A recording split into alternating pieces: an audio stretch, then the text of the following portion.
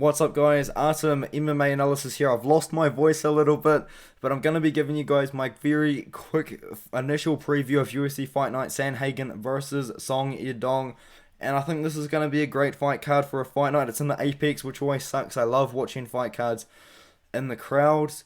But it is what it is. We've got a little break after this one. We've got a 1 week break after this card, so I'm going to have to come up with some really random content ideas. But yeah, as always, this is my first look at the card with you guys. I will be doing a full card breakdown in 48 hours time. This is going to be a very quick video because I'm so tired. I just drove home. It took me about a few hours to get home. And it's got other stuff going on at the moment, sorry. So yeah, I've lost my voice as well, so bear with me. I'm going to make this super fast. Loma Lookboonmee versus Denise Gomez. Denise Gomez, if you don't know her, she's the second fighter of Dana White's Contender Series 2022 to fight in the UFC. The first one is Anton Turkalj, who took the fight on short notice against Jailton Almeida. Mad respect to Anton Turkalj for doing that, and he actually looked... Look, I know he got dominated in the fight, he did, but he showed some really good defensive grappling, but that's not the point.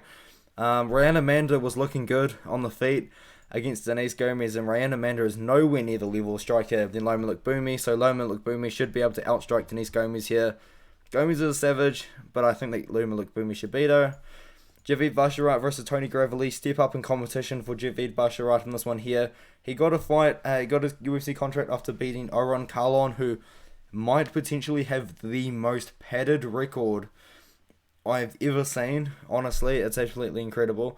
And then, yeah, and then he beat Trevin Jones. I picked Trevin Jones to beat him because I was a little bit skeptical about the level of competition that Javid was fighting. Even that 11-1 guy had a very padded record. But yeah, Javid looked amazing against Trevin Jones.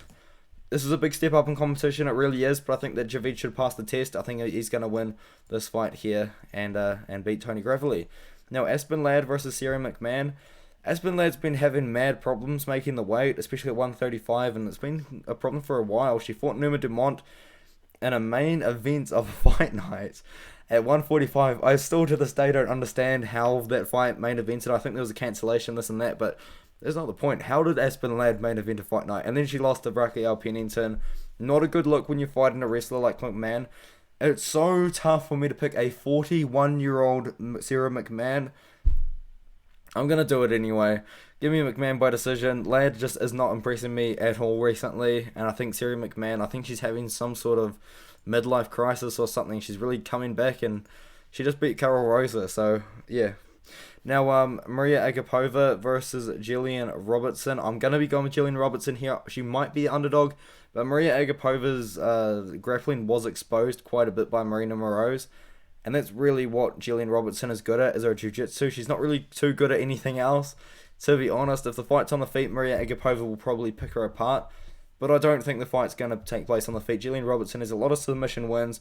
She submitted a few pretty good fighters as well. I think she should win this fight by submission here over Maria Agapova. Her last win was over Priscilla Cachoeira, which I guess has aged somewhat well, and she was trying to get her eyes gouged out in that fight too, and then she did lose to JJ Aldrich, which is a bad look. It's a terrible look, but it's what it is. We move on. Anthony Hernandez versus Marc-Andre Barrio.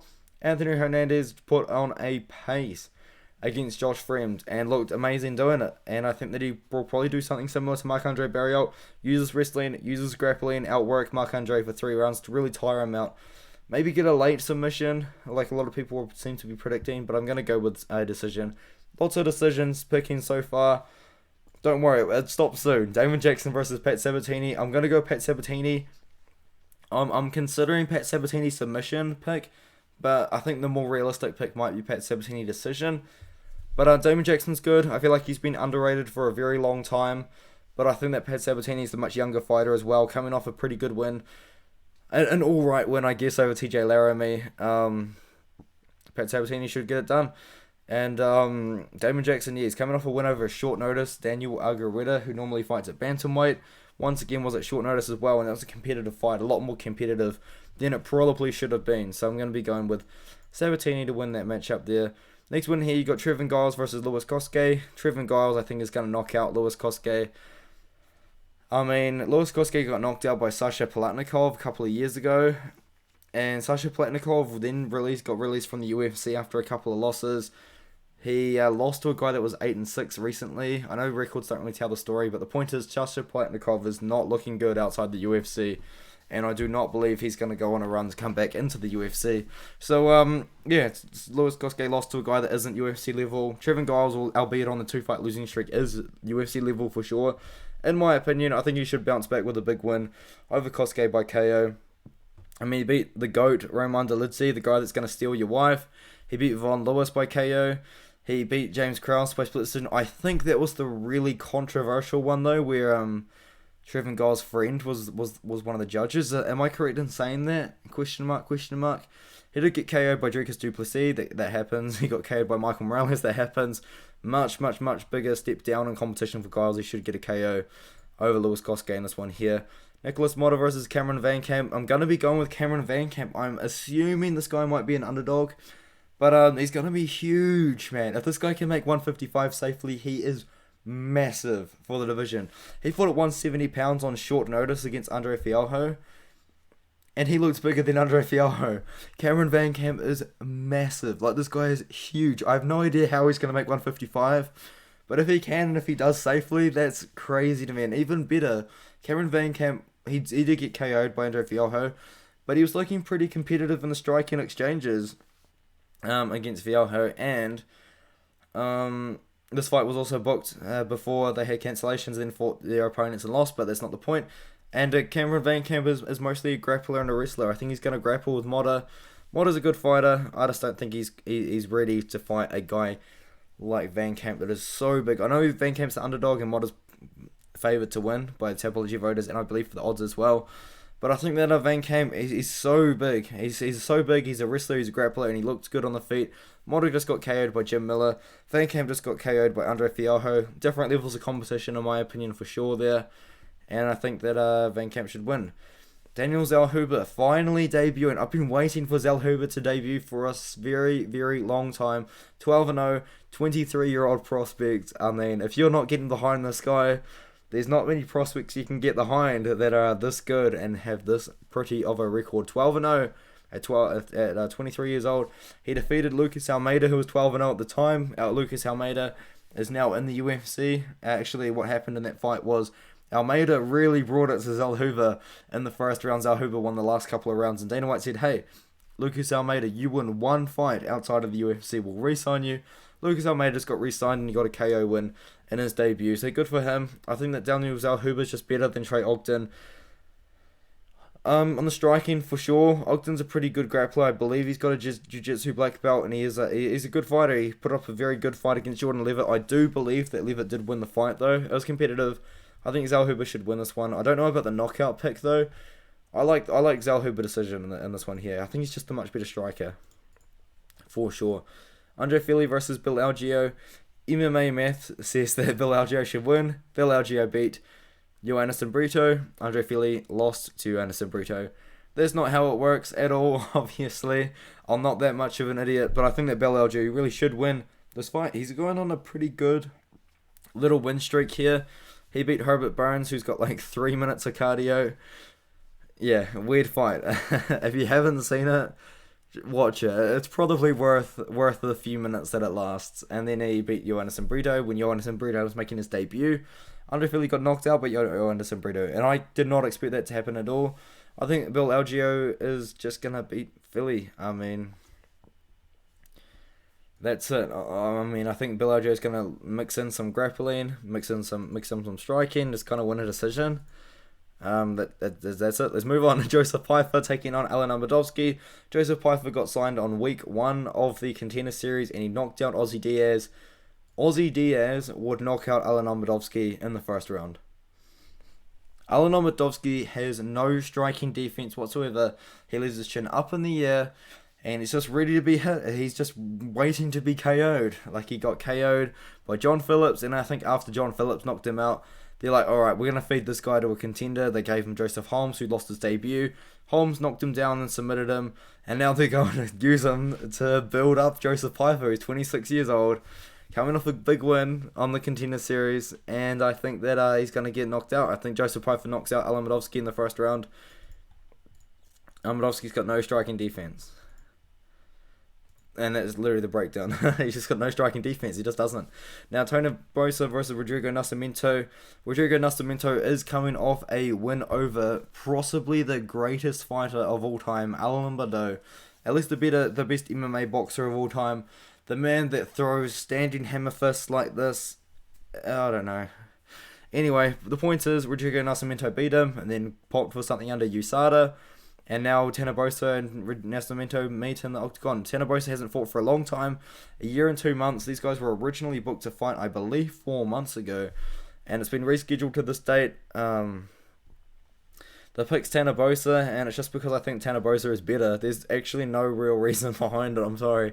I just think Bosa is the better fighter, he's scrappier, and I think you should find shots on Naciminto and knock him out, I'd say probably second or third round. Obviously, I'll research the card a bit more and give you a better breakdown, but that's just how I see it happening. Also, more low-level heavyweights on the main card. I guess the casual fans just love to see the big boys swing and bang. Now, Jillian versus Gregory Rodriguez.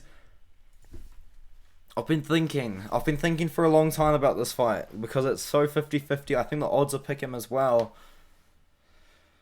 Oh my goodness. If the Gregory Rodriguez that showed up against Julian Marquez shows up, I believe that he wins the fight. And I'm going to bank on that. I'm going to pick Gregory Rodriguez to beat Chidi Njokwani in this matchup here. I think he might end up being a slight underdog by the time the fight rolls around. I mean, Njokwani is pretty heavily favoured on Tapology votes here.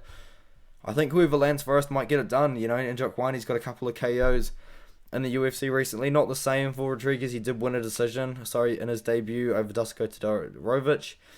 And then he knocked out Jun Park, and then he went to decision with Petrosian, and then he knocked out Julian Marquez in a very one-sided affair, where Marquez took a lot of damage. But I think Rodriguez should win. There's obviously a good argument for Njokwani. He uses his reach very well. He's got an 80-inch reach. And he comes from a pretty good camp as well. I know he's definitely training with his brother, or his brother's always in his corner, and his brother's a former UFC fighter as well, which is cool. Now, Cory Sandhagen versus Yodong Song.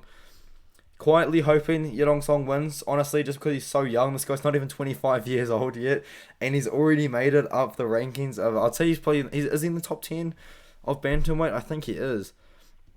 And they don't have their rankings on the poster, but I'm picking Cory Sandhagen to win. This guy is such an elite striker, and I think he's a little bit underappreciated in the level of striking that he is.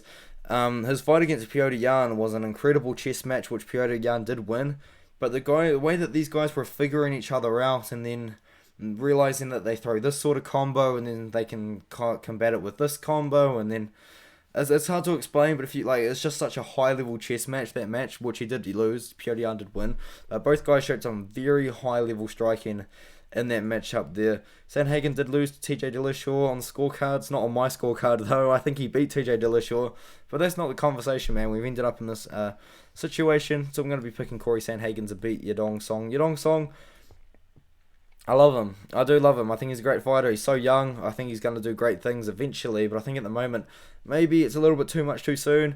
I know he's very, very experienced in MMA, but he's still such a young guy with a lot more to improve on. And his best win is over Marlon Moraes, which just isn't the greatest win to have as your best win. I know Merab Dvalishvili had Marlon Moraes as his best win as well, but I just think the level of competition that he's been fighting. I mean, he's got the win over Chito Vera, which I forgot about, but that's a good win. I'd say the wins over the last year are just not the same level of fighters that they're fighting. But I'm going to be going with Cory Sandhagen to win. I'm going to go decision. He's got more 5-round experience. I think especially if the fight does make it to the 4th and 5th round, which it might, unless Yodong Song catches him with something. I think that's when Sandhagen's really going to start to do his best work. He's got 5-round experience. Yodong Song, I don't believe he does. I don't believe he went 5 rounds in the regional scene. I don't believe he's definitely not gone 5 rounds in the UFC. So, yeah, give me Sandhagen to win in a very good striking battle. I think it's going to be a great fight between the two.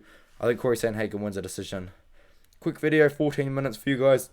Hopefully it wasn't too long. I'm going to leave it there. Had a mega weekend.